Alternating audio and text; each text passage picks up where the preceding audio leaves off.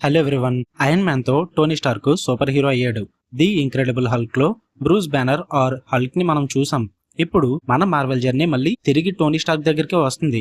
కానీ ఈసారి టోనీకి ప్రాబ్లం బయట నుంచి వచ్చిన విలన్ ఒక్కడ కాదు, తన ఓన్ బాడీ టోనీని కిల్ చేస్తూ ఉంటుంది. ఇంకా టోనీ టెక్నాలజీని గవర్నమెంట్ ఓన్ చేసుకోవాలని ప్రెజర్ చేస్తుంది. ఒక డేంజరస్ ఎనిమి తన ఫాదర్స్ పాస్ట్ తో కనెక్ట్ అయ్యి రెవెంజ్ కోసం వస్తున్నాడు. అండ్ టోనీ లైఫ్ లో కొన్ని న్యూ క్యారెక్టర్స్ కూడా ఎంటర్ అవుతున్నాయి. So Marvel before Doomsday episode 3 Iron Man 2 full breakdown అయితే చేద్దాం. అండ్ ఈ రీక్యాప్ అండ్ ఎక్స్ప్లెనేషన్ వెనక ఉన్న main reason scene to scene explanation అయితే కాదు, ఒక ఐడియా క్రియేట్ చేయడానికి. ఆల్రెడీ చూసిన వాళ్ళకి ఈ వీడియో రీక్యాప్ కింద వర్కౌట్ అవుతుంది.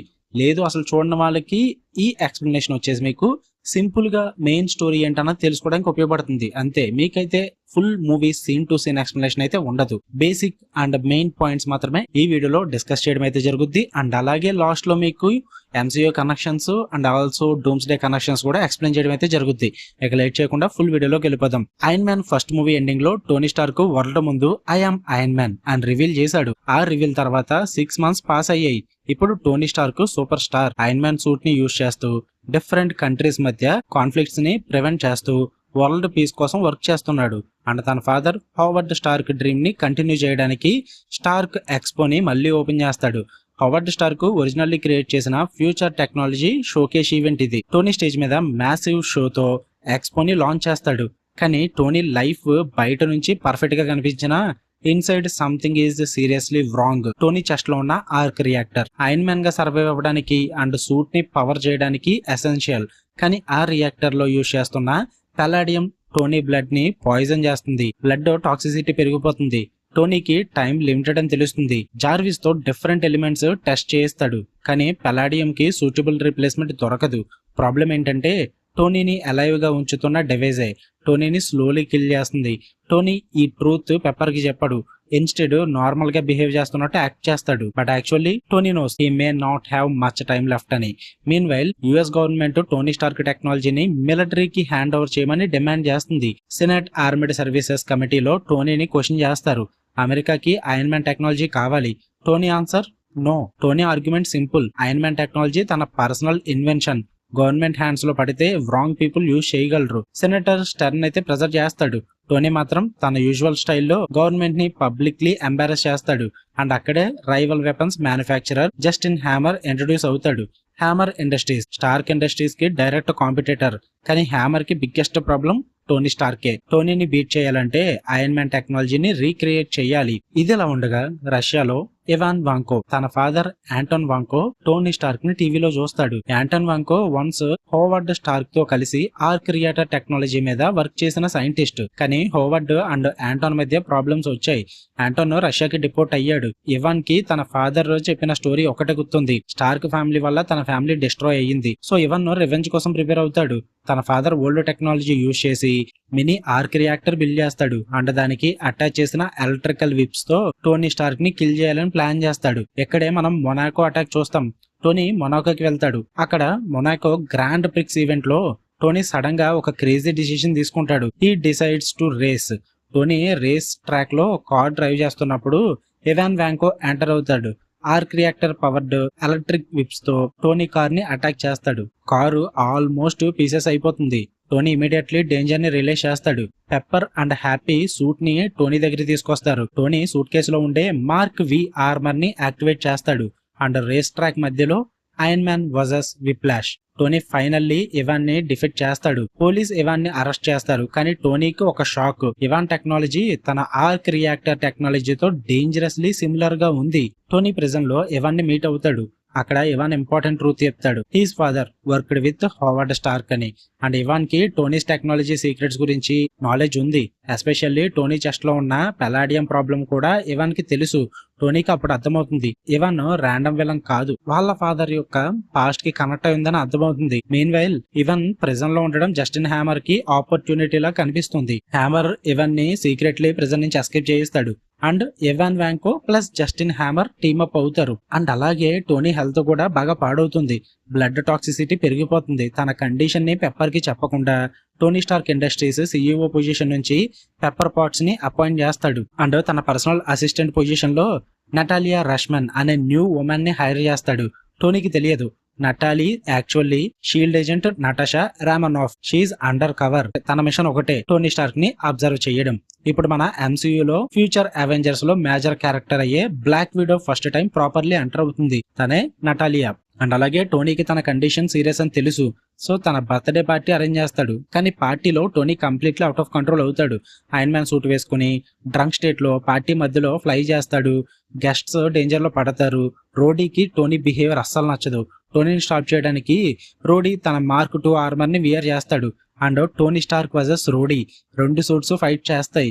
ఫైనల్లీ రిపల్సర్ బీమ్స్ కొలైడ్ అయ్యి హ్యూజ్ ఎక్స్ప్లోషన్ అవుతుంది. రోడీ మార్క్ 2 సూట్ ని తీసుకుని మిలిటరీ బేస్ కి వెళ్ళిపోతాడు. అండ్ అక్కడ టోనీ స్టార్క్స్ టెక్నాలజీకి మిలిటరీ వెర్షన్ ప్రిపేర్ చేయడం స్టార్ట్ అవుతుంది. రోడీ మార్క్ 2 ఆర్మర్ ని మిలిటరీకి హ్యాండ్ ఓవర్ చేస్తాడు.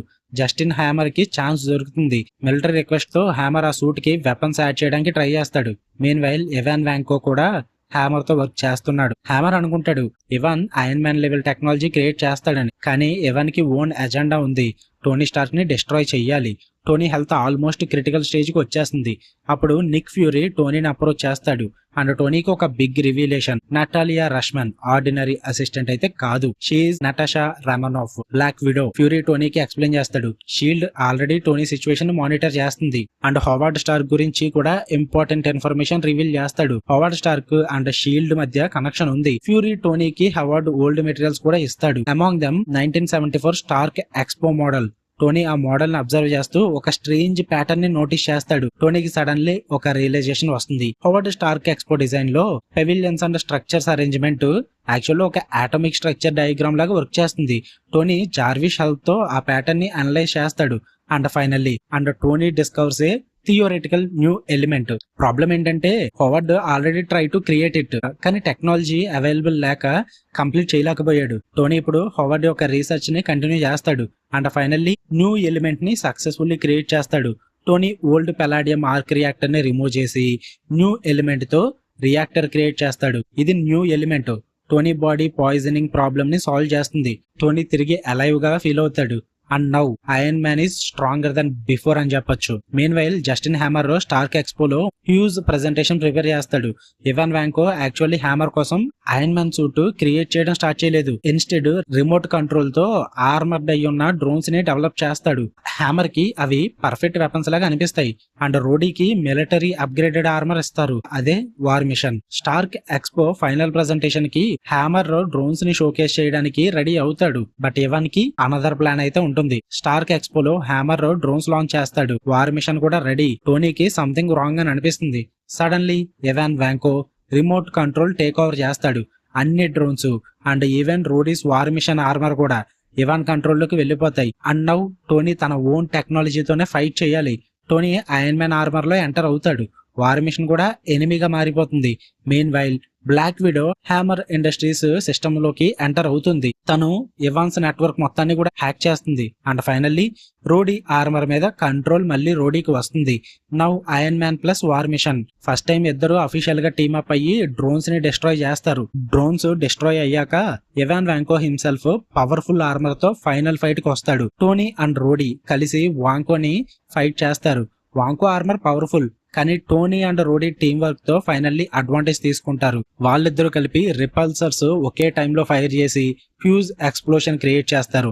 ఇవాన్ వాంకో అక్కడే డిఫీట్ అవుతారు. హ్యామర్ ఏమో అరెస్ట్ అవుతాడు. అండ్ రోడీ వార్ మిషన్ ఆర్మర్ ని రిటైన్ చేస్తాడు. టోనీ అండ్ రోడీ ఫ్రెండ్షిప్ కూడా మళ్ళీ రిపేర్ అవుతుంది. ఫైనల్ బ్యాటిల్ తర్వాత టోనీ పెప్పర్ ని సేవ్ చేస్తాడు. పెప్పర్ కి టోనీ మీద ఫీలింగ్స్ క్లియర్ అవుతాయి. And finally Tony and pepper kiss చేసుకుంటారు. టోనీస్ పర్సనల్ స్టోరీకి ఒక న్యూ బిగినింగ్ ఉంటుంది. బట్ ఎంసీయూ స్టోరీ మాత్రం ఇంకా బిగ్గర్ గా మూవ్ అవుతుంది. ఫ్యూరీ టోనీని డీబ్రీఫ్ చేస్తాడు. షీల్డ్ కి టోనీ యూస్ఫుల్, కానీ టోనీ పర్సనాలిటీ అండ్ ఇన్స్టెబిలిటీ వల్ల ఫ్యూరీ టోనీని డైరెక్ట్ అవెంజర్స్ మెంబర్ గా ఇమ్మీడియట్లీ యాక్సెప్ట్ చెయ్యడు. ఇన్స్టెడ్ టోనీని కన్సల్టెంట్ గా కన్సిడర్ చేస్తారు. టోనీ అండ్ రోడీకి బ్రేవరీ మెడల్స్ కూడా అవార్డ్ చేస్తారు.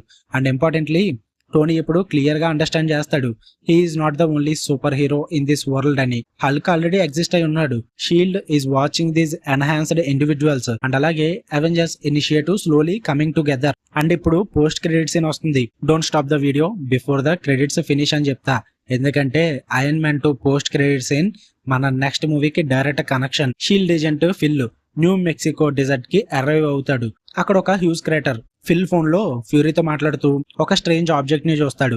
కెమెరా స్లోలీ రివీల్ చేస్తుంది ఏ జైంట్ హ్యామర్ అండ్ మనకి ఇమ్మీడియట్ గా అర్థమవుతుంది next chapter Tony Stark story కాదు, నెక్స్ట్ హీరో థార్, ఆ hammer Mjolnir. And this is our direct bridge into the next MCU movie. So ఈ movie నుంచి remember చేసుకోవాల్సినవి Tony Stark, palladium poisoning and new element, Ivan Vanko, Whiplash, Anton Vanko and Howard Stark connection, Rhodey, War Machine, Natalia Rushman అంటే Natasha Romanoff Black Widow, Justin hammer Stark's rival, SHIELD Nick Fury, Howard Stark, new element research, Avengers initiative slowly taking shape and finally Mjolnir Thor setup. So Iron Man మూవీలో Tony Stark super హీరోగా పుట్టాడు.